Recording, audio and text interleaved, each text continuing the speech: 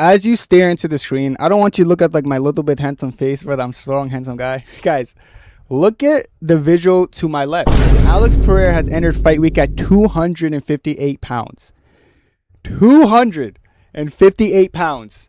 This is a disaster. Like, this is not a good thing at all. Like, Alex Pereira, who the heaviest he's ever been prior to this was around 240, is suddenly 258 pounds on fight week, entering the fight week. Now, there's no way in hell he fights like this. Like, I'm going to tell you right now, there's no way in hell he fights like this. But one, that's not a good thing because it probably means he's going to have to cut weight as a heavyweight, which is abnormal. Now, I know people might be like, dude, this is normal.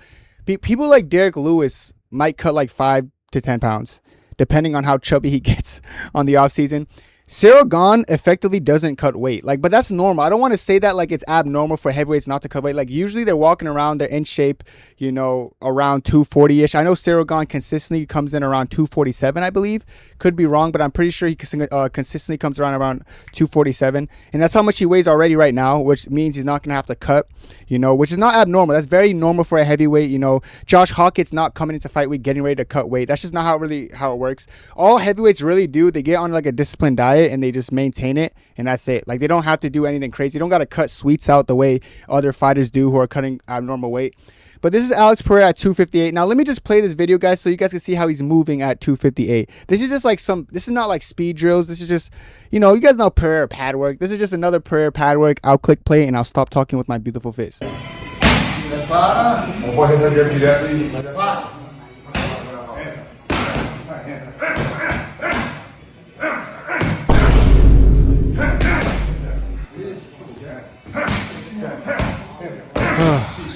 Bye.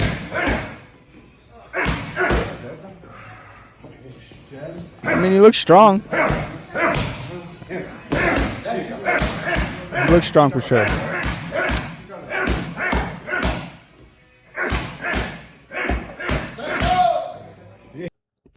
Well, yeah, he looks 258 pounds of muscle for sure. Like, he looks like he hits hard, and yeah, you kind of always look like you hit hard. Like, you turn your hips well. I've never looked at Alex Pereira on his pad work, guys, and ever said, damn, this guy fucking hits like a dweeb. I've never said that. Like, I know he hits hard, and he looks like he has a little bit more clunk in his punches. He looks a little bit more clunky, I will say. I don't think he looks as fast, which is no surprise when you're coming at 258. Now, if you guys didn't know, the plan was to come, and it still is to come in at 242.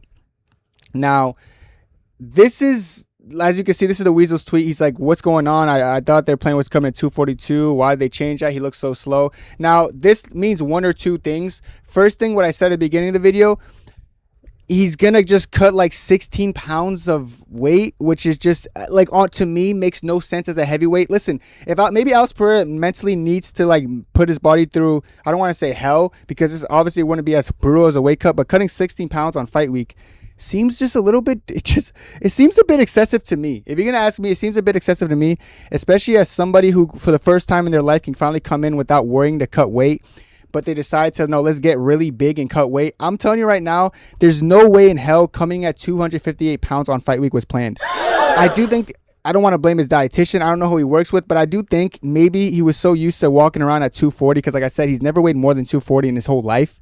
He was so used to doing that, and like maybe he was a little bit too worried about, like, oh, I gotta come in heavy. I don't want to get size mogged by Ciryl Gane, you know, who, like I said, who fights at 247 pretty consistently.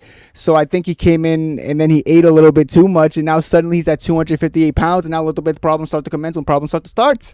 Now this is where the problem is, man, because now he just looks clunky, looks big, and like he's gonna have to cut weight. Or, like I said, he might not cut weight, but I really think this is unrealistic. There is a world, though, where, like, he feels strong at 258. I've seen people fight around 250s, you know, like, I know John Jones, the heaviest he got to, I think it was 247 against Ciryl Gane. And then I believe John Jones like 230 something, 238 against Stipe, because he's like, holy shit. Or that actual rate against Gane made me so slow. And it kind of did. We didn't get to see much from Jones, but, like, usually Jones told us, like, his inexperience at heavyweight cost him in the first fight as far as, like, how he felt. I know we didn't see much of him, but John Jones said he didn't feel good in his body after the fact. Now, Alex Pereira could be pulling a John Jones here, like, where he doesn't understand truly the excess weight he gained isn't to his strong suit. So maybe, like I said, if he does cut 16 pounds on fight week and ends up getting to 242 like they originally planned, and even 242, if that feels too heavy for him, who knows? Maybe he's like more of like a Josh Hockett, likes fighting around 230. Like Pereira is bigger than Josh Hockett, like, which blows my mind, like, to be honest, because like I know Josh Hockett's not a big heavyweight, but Pereira coming in this heavy is bigger than a lot of heavyweights. Matter of fact, him coming in right now in fight week compared to Ciryl Gane, he's currently 10 pounds bigger than Ciryl Gane, which looks crazy. Look at the visuals of two of these guys, man. Now, I'm not gonna lie, Pereira carries all the weight in that wagon. Like, dude, there's no other way he weighs more. Like, he's weighing 10 pounds more than Ciryl Gane right now, and it's because the wagon. Jokes aside, I think the bone density on this guy's crazy, but I do think, bro, his ass, like, I'm not even trolling, that carries a lot of weight and probably a lot of power, because there's no other way that he's weighing 10 pounds more than Ciryl Gane currently right now. And he doesn't look as big. Like, Ciryl Gane, guys, like, he looks a bit bigger to me. Like, he looks a bit stronger, a little bit more handsome. I don't know, like, he looked more the part. You know, he looks like a natural heavyweight. In Pereira, I will say, he had that little stomach. It looks a little bit more built now. It looks like he's in better shape. The fact that he's 258 is kind of crazy. You know, I will say he's wearing the weight well. He doesn't look like John Jones. You know, I will say from a different angle, his stomach might protrude a little bit, but from this angle, he looks like Pereira. Like, he looks pretty strong, you know.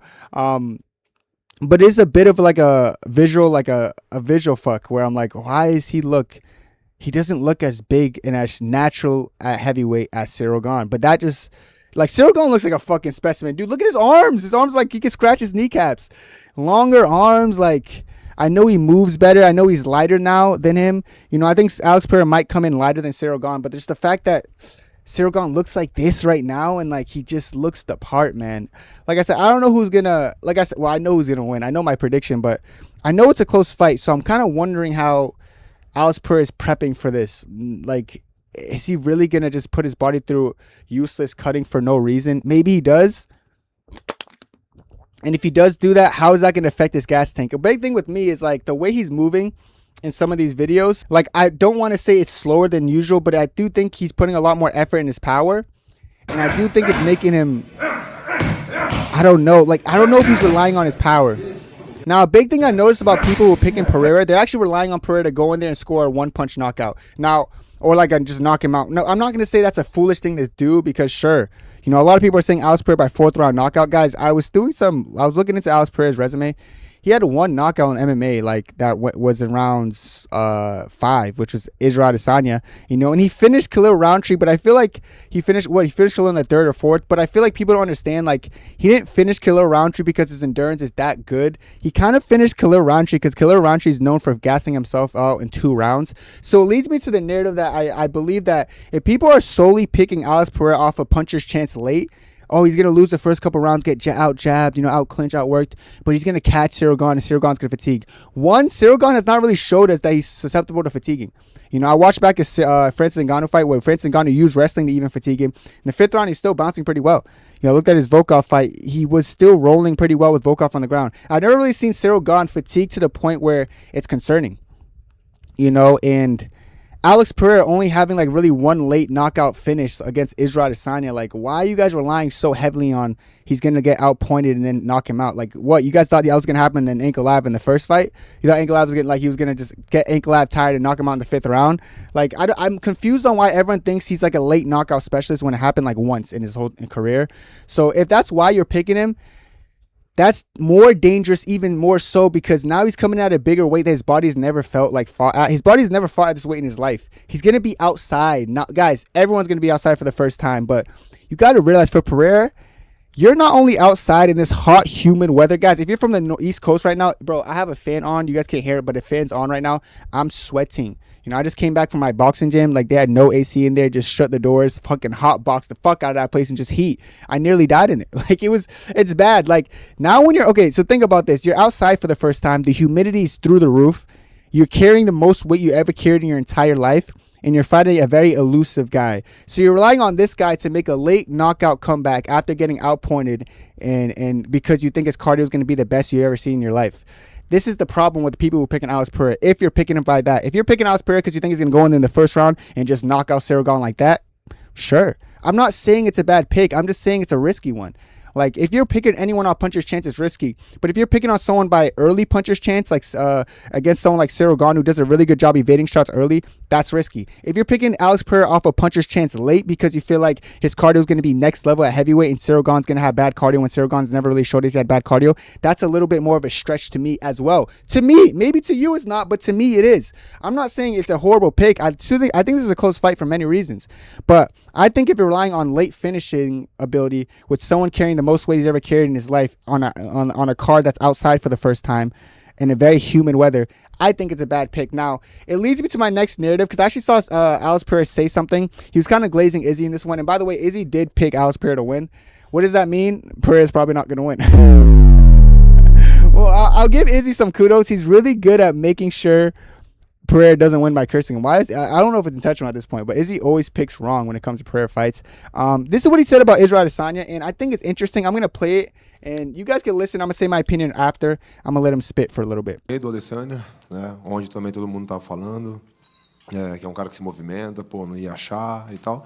E, bom, domingo a gente vai ver. Não dá pra saber como que vai ser. I'm over here oh my God. I was over here letting this play like I have Spanish viewers. You guys are probably looking at me like, nigga, what's wrong with your hairline, dog? Damn! And I'm not realizing, like, I put my headphones on.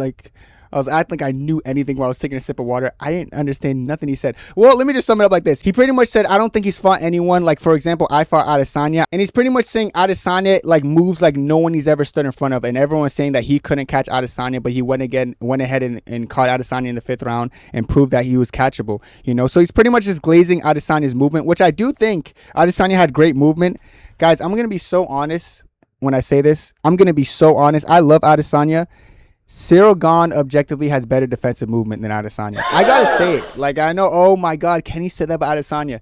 Guys, and I, like, you guys know how much I love Adesanya, so me saying this is just coming straight from the heart. Adesanya does move well laterally, I think, early. I think prime Adesanya specifically moved very well, like against Whitaker when you do the check hook. Guys, Adesanya from like 2022 to like 2025 or 2026, his movement kind of is him backing up almost in a straight line and almost exits on an angle.